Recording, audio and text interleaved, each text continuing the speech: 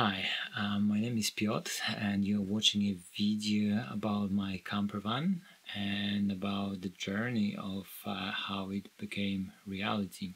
Enjoy it!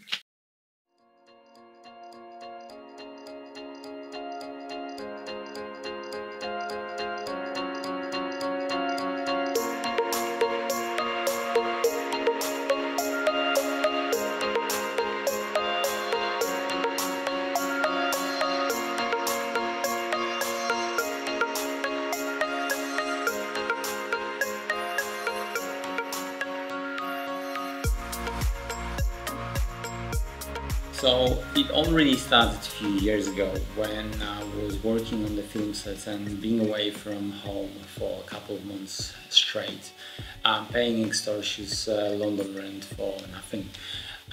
Also, the film sets themselves essentially are one big traveler campsite anyway. Hence, I've decided to embrace it all the way. I bought my first camper van. It was a self-built made by a gentleman called Darren, based on the Citroen Relay 2007 medium wheelbase. It was a cool van, but made for holidays, not for full-time living.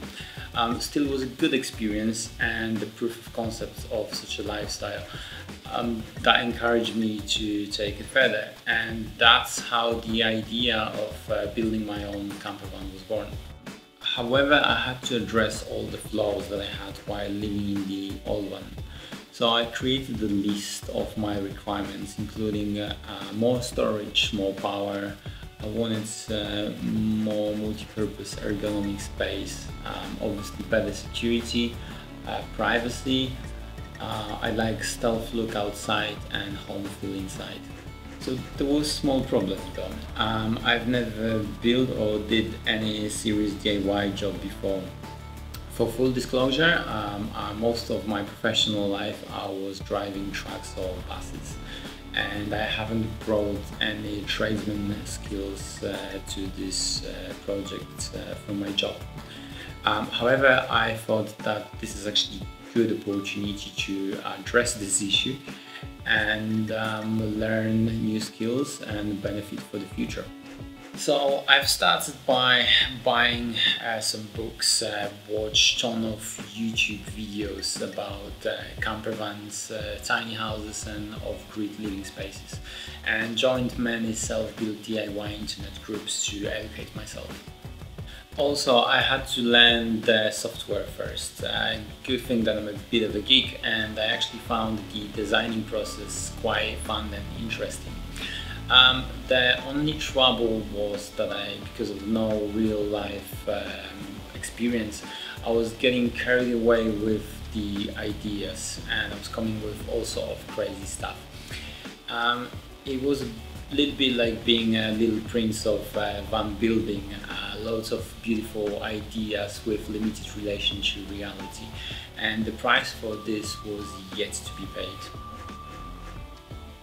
While doing this, I've started to look out for someone who would be capable of building it with me, as well as contacting people who build similar projects to ask questions and consult.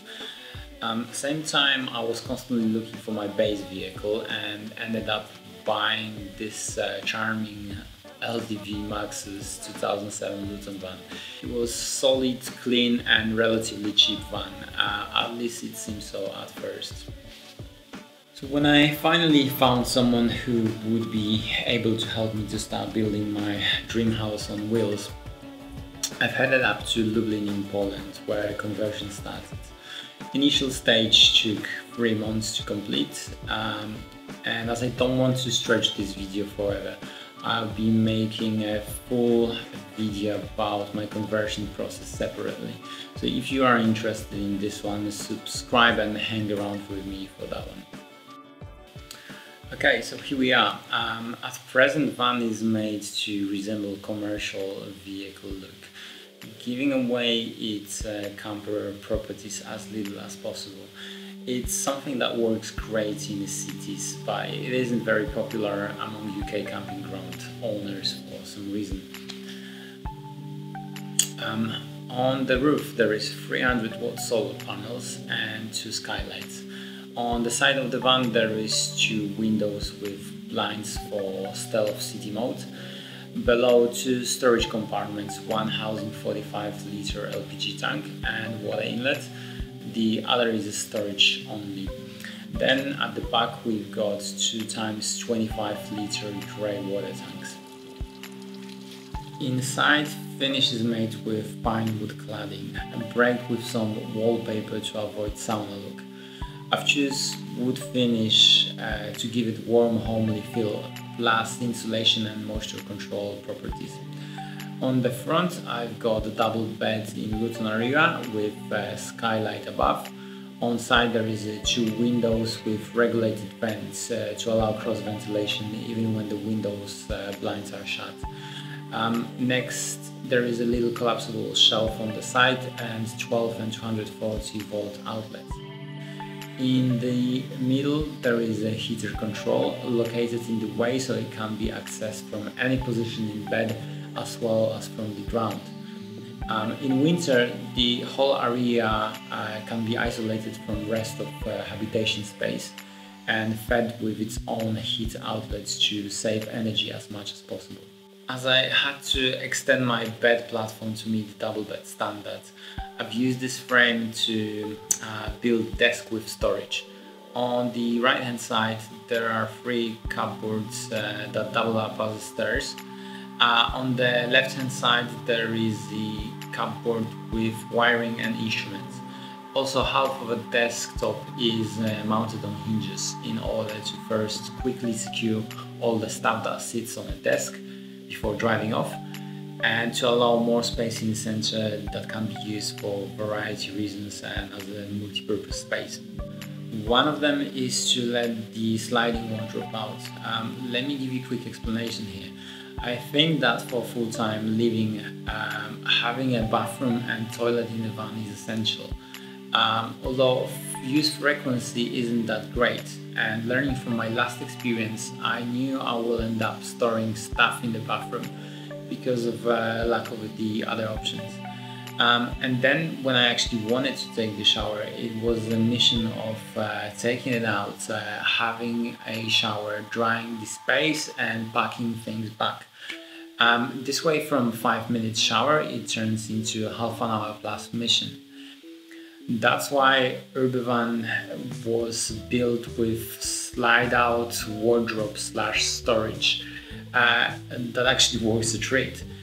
I was initially quite worried about security and stability of this installation, but after crossing Alps, Pyrenees and doing some quite serious off-roading while accessing climbing location, my worries were put to rest. Coming back to the tour, once the wardrobe is out, there is an access to the wet room with composting toilet.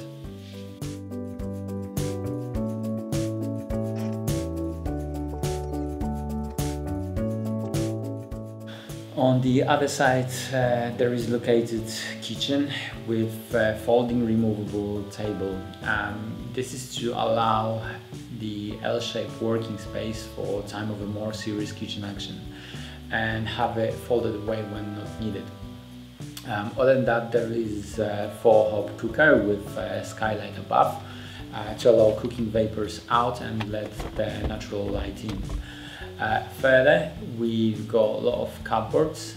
The one above the sink has a dryer rack in it to allow to drip back to a sink. This is quite simple but useful and convenient design. Now, floor has the basement compartments running along the length of the box.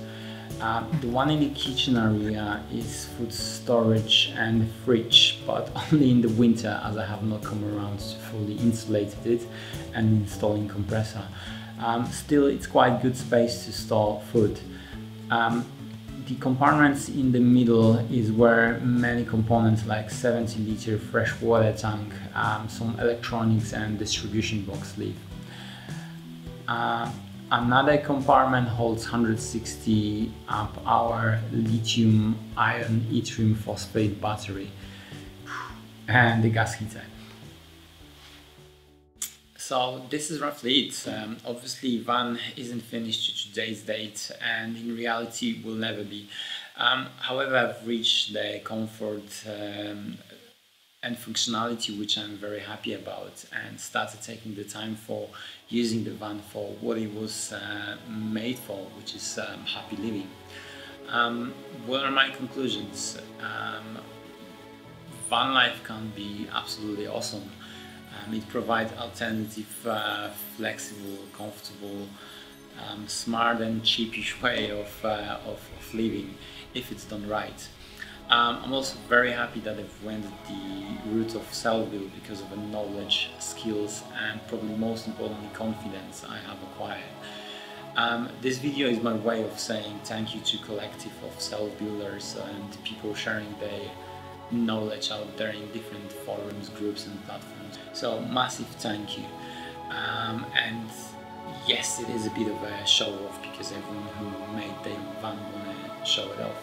And hopefully it is my contribution to the collective knowledge of self-built camper vans. If there are any questions, please leave them in the comments. If you're interested in more videos like building process, day of life in the van and some instructional ones, go ahead and subscribe. For now, thank you very much for watching and good luck with your own project.